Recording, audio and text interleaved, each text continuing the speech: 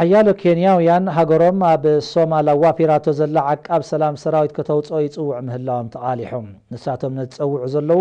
ابزوان زي اب كينيا زكايد زلو تدغاغامي متقعتات الشباب ملسه ግብር ናይቱ ወተሃደራ ወፍሩ ከም ዝኾነ ስለዝኣመንዮም ይኹን እምበር መንግስቲ ኬንያ ሙጻእ ሰራዊቱ ካብ ሶማል ንመጥቃዕታት አልሸባብ ደው ከብሎ ከም ዘይክእል ብምሕባር ነቲ ጻውዒት አሉታዊ ምላሽ ይብሎም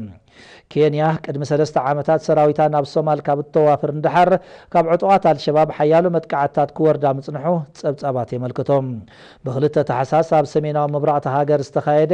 ህይወት 36 ሰባት ዝወሰደ መጥቃዕቲ ናይ ቀረባ ፍጻመ ከም ዝኾነ ድማ ተዓዘብቲ ይገልጾም ዝሓለፈ ወርሒ ኣብ ከተማ ማንዴራ ከምኡን ዝሓለፈ ዓመት ኣብ ከተማ ናይሮቢ ዝተኻየዱ ህይወት 10ታት ኬንያውያን ዝቆዘፉ መጥቃዕታትን በቀረባ ካብ ዝዝከሩ መጥቃዕታት ዕጡዋት አልሸባብ እዮም ቶም መጥቃዕታት ንጸጥታዊ ዘይምርግጋእ ኬንያ ኣብ ዝተሓተ ደረጃ አውሪዶሞ ከም ዘለው እዮም ምስ ኩነታት ሃገር ቅርበት ዘለዎም ወገናት ዝዛረቡም መንግስቲ ኬንያ ነቲ ተርእዮን ምግታእ ዘካይዶ ዘሎ ጸጥታዊ ሓለዋ ዛጊት ዝኾነ ውጽኢት ከምጽእ ብዘይምኽኣሉ ዝያዳ ሻዕውለት ተፈጢሩ ከም ዘሎ ድማ ተዓዘብቲ ብተወሳኺ የረድኦም